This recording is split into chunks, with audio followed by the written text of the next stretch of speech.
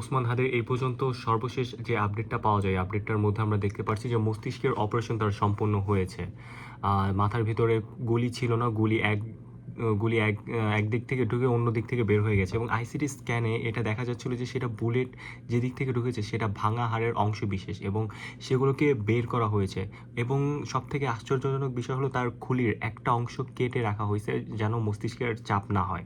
মস্তিষ্কের চাপ কমানোর জন্য তার খুলির অর্ধেক, মানে একটা সাইডের হলো অর্ধেক না, সরি, একটা সাইড কেটে রাখা হয়েছে এবং তার চেস্ট ইঞ্জুরির একটা বড় একটা সম্ভাবনা বা বড় একটা ইঞ্জুরি দেখা গেছে এবং চেস্ট ইঞ্জুরির জন্য চেস্ট ড্রেন টিউব দেওয়া হয়েছে। তার ডান পায়েরও ইঞ্জুরি হচ্ছে, অথচ সেক্ষেত্রে আমরা দেখতে পাচ্ছি তার ব্রেন, চেস্ট এবং লেগ এই 3 জায়গায় কিন্তু ইঞ্জুরিটা হয়েছে। তার ডান পায়ে ল্যাসেরাটেড রাউন্ড ছিল, সেটার জন্য সার্জিক্যাল টয়লেটিং সাথে প্লাস্টার করা হয়েছে।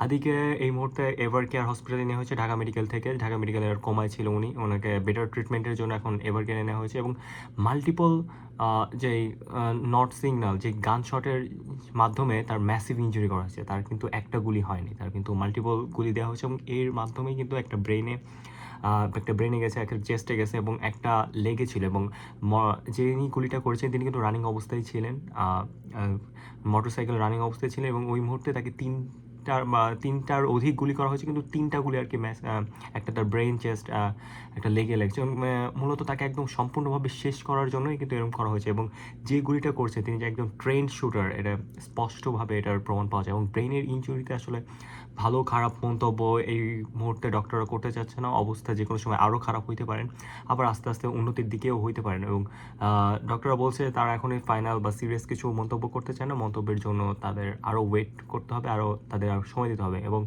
এই মুহূর্তে শরীরের ভিতরকার সব প্যারামিটার নিয়মিত ফলো আপ করতে হবে। তারা এটাই ফলো আপ করছে। তারা যদি খারাপ কিছু দেখেন সেটার খুব তাড়াতাড়ি সেটা ট্রিটমেন্ট শুরু করতে হবে। হাদি ভাইয়ের জন্য অনেক অনেক দোয়া রইল, কারণ হাদি ভাইরা যদি হেরে যায়, এটার বিচার না হলে অন্যায় প্রতিবাদ করতে ভুলে গেলে আমরা ইভেন পুরো বাংলাদেশ সাহস হারিয়ে ফেলবে। সকলের কাছে ওসমান হাদি ভাইয়ের জন্য আমরা দোয়া প্রার্থী এবং আমাদের প্রিয় হাদি ভাই আমাদের কাছে আগের মতো ফিরে আসুক, এই প্রত্যাশা থাকলো, এই দোয়া থাকলো। সবাই হাদি ভাইয়ের জন্য দোয়া করবেন এবং দোয়া করবেন তিনি সুস্থ স্বাভাবিক জীবনে ফিরে আসেন, আবার রাজনীতিতে যেন আমরা তাকে দেখতে পাই। আসসালামু আলাইকুম।